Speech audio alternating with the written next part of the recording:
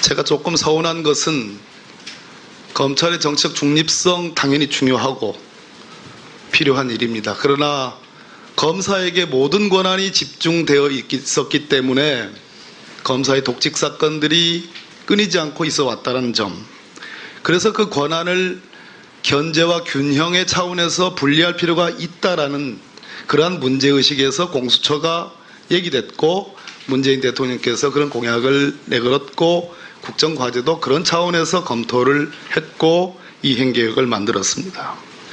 우리 후보자께서 검사에게 집중된 권한을 국민들이 어찌됐든 분리를 통해서 견제와 균형을 해달라는 그러한 요구에 대해서 잘 알고 계시죠? 국민 여러분의 여망을 정말 마음 깊이 제가 뼈아프게 느끼고 있습니다.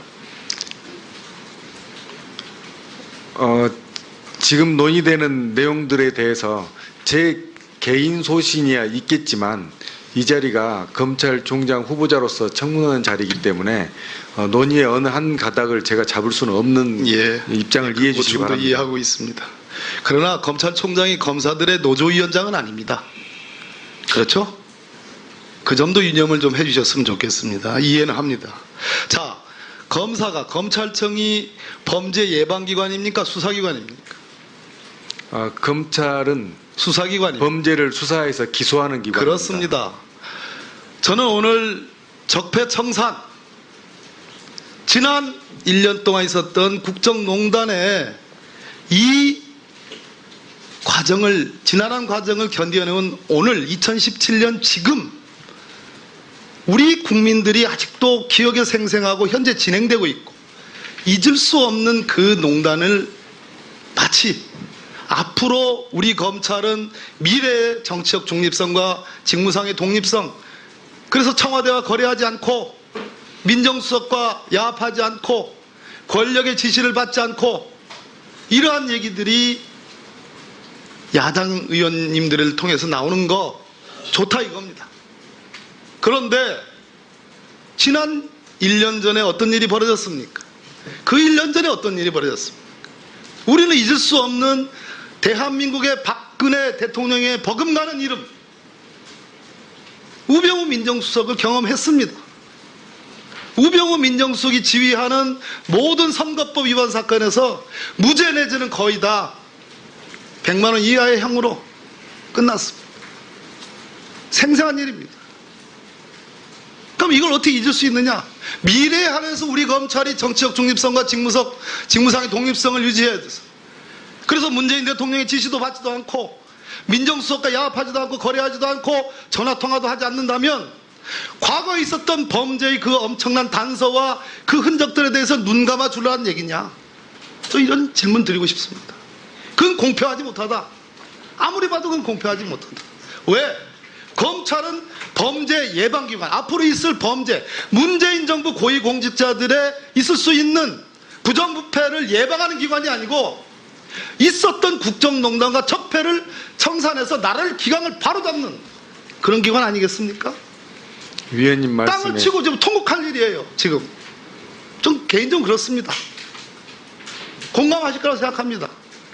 그래서 오늘 장 총장 후보자께서 제가 검찰총장에 취임하면 철저하게 조사해서 이 문제를 해결하겠습니다라는 정도의 추상적 원론적인 답변에도 저희가 일면 공감하고 일면 또 아쉬운 대목도 있다, 이런 제 소회를 전달 드리는 거예요. 전 충청도 사람이지만 저기 전라도식 표현에 하면 제 마음이 폭폭하다 이런 말입니다. 왜 그렇지 않겠습니까? 더더군다나 우리 존경하는 조홍천 의원님 같은 경우는 불과 몇 년 전에 어떤 일이 있었습니까? 잊을 수 없는 역사입니다. 이 역사를 어떻게 잊고 이 정의를 바로 세웁니까? 이게 제가 갖고 있는 검찰관입니다. 자, 최동호 검찰총장 시절 2013년을 제외한 그 뒤에 김진태 검찰총장, 김순환 검찰총장 왔습니다. 조직은 안정됐습니다. 그러나 조직은 안정됐을는지 모르지만 그것은 외형적 안정이었죠. 그렇지 않습니까? 그때 무슨 일이 있었습니까? 문건 사건이 있었고 거기서 이미 예고했고 그 뒤에 결정적인 증거들이 언론을 통해서 나왔습니다. 수사에 바로 착수하지 않았습니다. 특검이 도입됐습니다. 아직도 진행하고 있습니다. 조직의 안정이라는 것은 궁극적으로 민주주의 원리에 충실할 때 진정한 의미의 국민을 위한 봉사 기관으로서 조직의 안정이 나오는 것이지, 위에서 내리누르는 거 지시받고 하명하고, 전 그거 동의하지 않습니다. 적어도 문재인 정부는 그리 가는 정부는 아니라고 저는 확신하고 있습니다. 제가 아는 문재인 대통령은 그런 분이라고 확신하고 있습니다. 그런 문재인 대통령에서 지명받은 우리 문무일 검찰총장은 저는 그 여망을 받아서 잘 해줄 거라고 믿습니다. 위원님께서 말씀하신 사항을 유념해서 제가 검찰총장으로 임명된다면 검찰 본연의 가치, 국민 여러분께서 바라는 검찰 본연의 모습, 그걸 이루어내고 끝까지 지키도록 헌신을 다하겠습니다. 예, 수고하셨습니다. 다음은 존경하는 이용주 의원님 질의해 주시기 바랍니다. 전 충청도 사람이지만 저기 전라도식 표현에 하면 제 마음이 폭폭하다 이런 말입니다. 왜 그렇지 않겠습니까? 더더군다나 우리 존경하는 조홍천 의원님 같은 경우는 불과 몇 년 전에 어떤 일이 있었습니까? 잊을 수 없는 역사입니다. 이 역사를 어떻게 잊고 이 정의를 바로 세웁니까? 이게 제가 갖고 있는 검찰관입니다. 자, 최동호 검찰총장 시절 2013년을 제외한 그 뒤에 김진태 검찰총장, 김순환 검찰총장 왔습니다. 조직은 안정됐습니다. 그러나 조직은 안정됐을는지 모르지만 그것은 외형적 안정이었죠. 그렇지 않습니까? 그때 무슨 일이 있었습니까? 문건 사건이 있었고, 거기서 이미 예고했고, 그 뒤에 결정적인 증거들이 언론을 통해서 나왔습니다. 수사에 바로 착수하지 않았습니다. 특검이 도입됐습니다. 아직도 진행하고 있습니다. 조직의 안정이라는 것은 궁극적으로 민주화하지도 않고 전화통화도 하지 않는다면 과거에 있었던 범죄의 그 엄청난 단서와 그 흔적들에 대해서 눈 감아 주라는 얘기냐? 저 이런 질문 드리고 싶습니다. 그건 공평하지 못하다. 아무리 봐도 그건 공평하지 못하다. 왜? 검찰은 범죄 예방기관, 앞으로 있을 범죄, 문재인 정부 고위공직자들의 있을 수 있는 부정부패를 예방하는 기관이 아니고 있었던 국정농단과 적폐를 청산해서 나라를 기강을 바로잡는 그런 기관 아니겠습니까? 위원님 말씀에 땅을 치고 지금 통곡할 일이에요. 지금 좀 개인적으로 그렇습니다. 공감하실 거라고 생각합니다.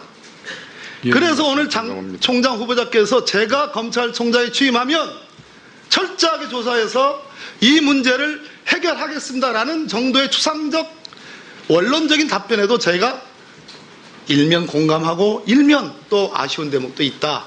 이런 제 소회를 전달드리는 겁니다. 지금 논의되는 내용들에 대해서 제 개인 소신이야 있겠지만 이 자리가 검찰총장 후보자로서 청문하는 자리이기 때문에 논의의 어느 한 가닥을 제가 잡을 수는 없는 입장을 이해해 주시기 바랍니다. 이해하고 있습니다. 그러나 검찰총장이 검사들의 노조위원장은 아닙니다. 그렇죠? 그 점도 유념을 좀 해주셨으면 좋겠습니다. 이해는 합니다. 자, 검찰청이 범죄 예방기관입니까? 수사기관입니까? 검찰은 수사기관입니다. 범죄를 수사해서 기소하는 기관입니다. 그렇습니다.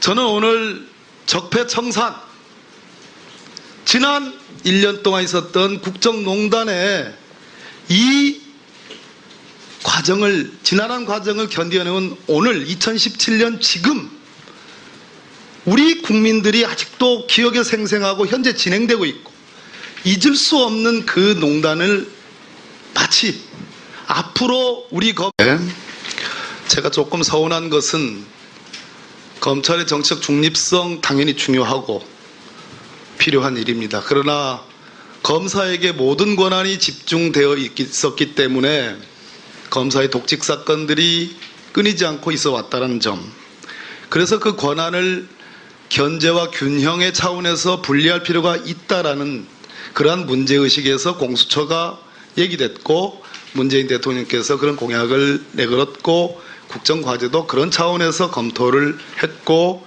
이행계획을 만들었습니다. 우리 후보자께서 검사에게 집중된 권한을 국민들이 어찌됐든 분리를 통해서 견제와 균형을 해달라는 그러한 요구에 대해서 잘 알고 계시죠? 국민 여러분의 여망을 정말 마음 깊이 제가 뼈아프게 느끼고 있습니다. 검찰은 미래의 정치적 중립성과 직무상의 독립성, 그래서 청와대와 거래하지 않고 민정수석과 야합하지 않고 권력의 지시를 받지 않고, 이러한 얘기들이 야당 의원님들을 통해서 나오는 거 좋다 이겁니다. 그런데 지난 1년 전에 어떤 일이 벌어졌습니까? 그 1년 전에 어떤 일이 벌어졌습니까?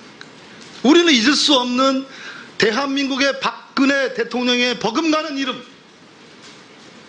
우병우 민정수석을 경험했습니다. 우병우 민정수석이 지휘하는 모든 선거법 위반 사건에서 무죄 내지는 거의 다 100만 원 이하의 형으로 끝났습니다. 생생한 일입니다. 그럼 이걸 어떻게 잊을 수 있느냐?